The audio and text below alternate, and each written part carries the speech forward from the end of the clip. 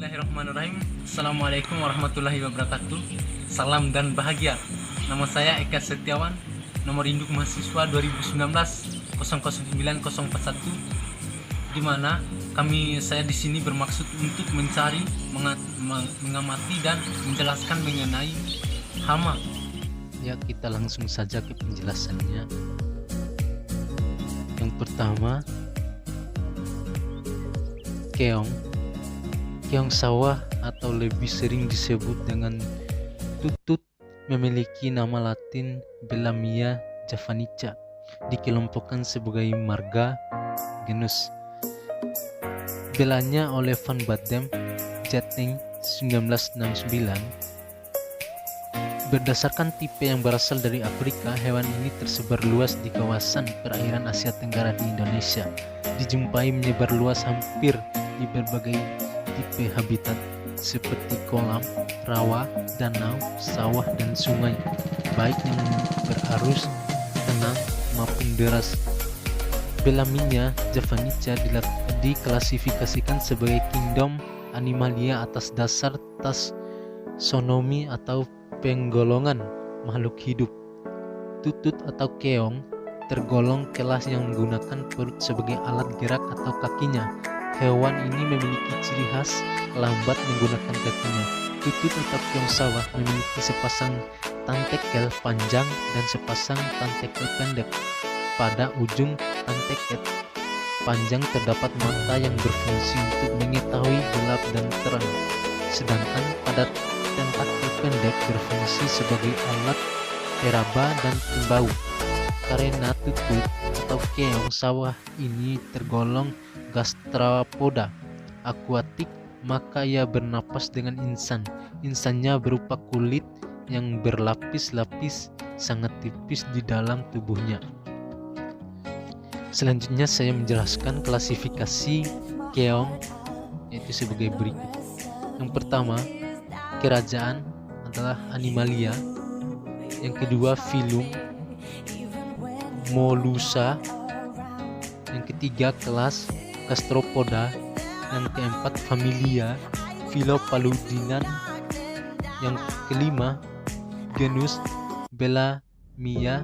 Yang ketujuh atau yang keenam, Bellamia javanica.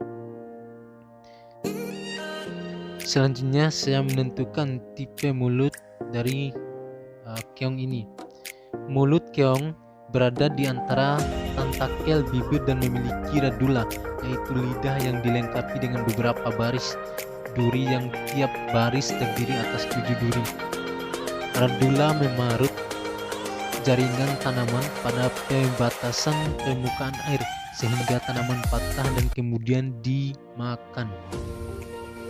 Selanjutnya saya menjelaskan habitat dan morfologi daripada keong. Yang pertama, habitat. Keong sawah atau sering disebut dengan tutut termasuk dalam kelompok Operculata yang hidup di perairan dangkal yang berdasarkan lumpur serta ditumbuhi rerumputan air. Dengan aliran air yang lambat, misalnya sawah, rawa-rawa, pinggir danau, dan pinggir sungai kecil. Dan morfologi dari keong ini, yang pertama, kaki. Kaki merupakan perpanjangan atau penjuluran dari bagian ventral tubuh yang berotot.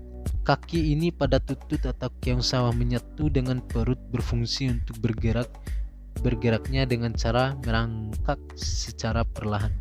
Dan yang kedua, massa visceral. Massa visceral ialah bagian tubuh yang lunak. Massa visceral ini merupakan bagian tubuh yang terdapat di dalam cangkang dan tidak tampak dari luar. Dan dalam massa visceral terdapat organ-organ seperti organ pencernaan, ekskresi, reproduksi. Massa visceral dilindungi oleh mantel. Dan yang ketiga yaitu mantel. Mantel adalah jaringan tebal yang melindungi massa visceral. Mantel membentuk suatu rongga yang disebut rongga mantel. Di dalam rongga mantel berisi cairan. Cairan tersebut adalah tempat lubang insan, lubang ekskresi, dan anus. Dan yang keempat adalah cangkang. Cangkang pada keong merupakan rangka terluar yang berfungsi untuk melindungi diri dari predator atau serangan musuh. Selain itu, Cangkang digunakan tutut atau keong sawah Belaminia javanica sebagai rumah atau tempat masa peristirahatan di saat pergantian musim. Karena pada saat musim kemarau, keong sawah akan mengalami kekeringan di habitatnya. Oleh karena itu, ia harus mengubur dirinya di dalam lumpur yang padat dengan menggunakan cangkang agar tetap bertahan hidup. Dan yang kelima adalah penutup atau yang disebut dengan overculum. Penutup ini digunakan keong untuk menutup dirinya di dalam cangkang saat merasakan ada musuh yang akan menyerang. Kalau diibaratkan seperti rumah, penutup overculum adalah pintunya. Dan yang terakhir atau yang keenam adalah kepala. Kepala keong Belania javanica hampir tidak pernah terlihat tampak karena terhalang oleh cangkang.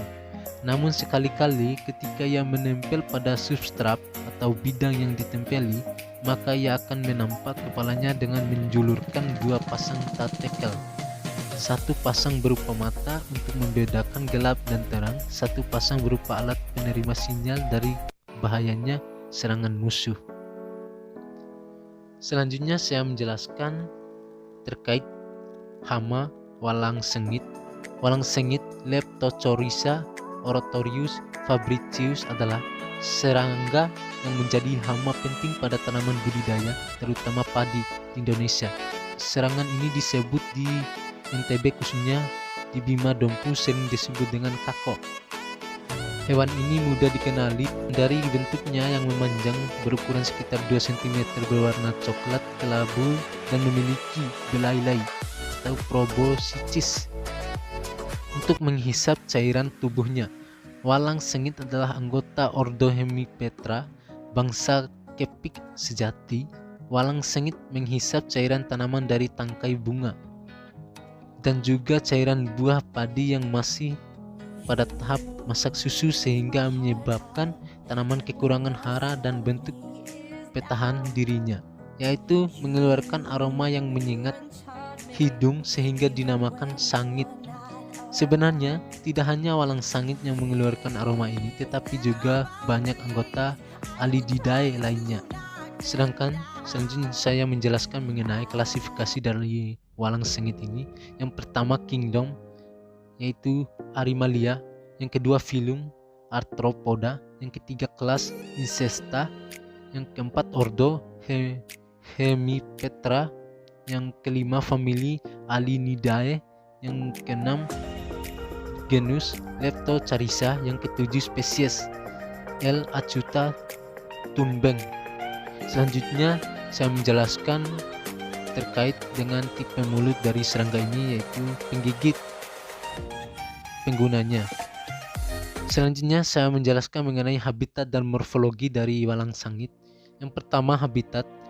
Habitat atau tempat pertumbuhan dan perkembangan walang sengit antara lain letak sawah yang dekat dengan perhutanan, populasi gulma yang tinggi, dan sistem budidaya pertanian atau penanaman yang serempak. Selanjutnya saya menjelaskan mengenai morfologi dari walang sengit. Walang sengit Leptocarisa oratorius secara umum morfologi tersusun dari antena, caput, torak, abdomen, tungkai depan, tungkai belakang, sayap depan, dan sayap belakang. Serangga ini memiliki sayap depan yang keras, tebal, dan tanpa vena. Sayap belakang terlipat di bawah sayap dengan saat serangan istirahat. Tipe alat mulut yaitu penggigit penguyah dengan kemampuan mandibular berkembang dengan baik. Pada beberapa jenis, khususnya dari suku Curculinae, alat mulutnya berbentuk moncong yang berbentuk di depan kepala. Terima kasih. Mungkin segitu saja penjelasan singkat dari saya mengenai kedua hama tersebut. Sedikit kurangnya saya mohon maaf. Salam dan bahagia.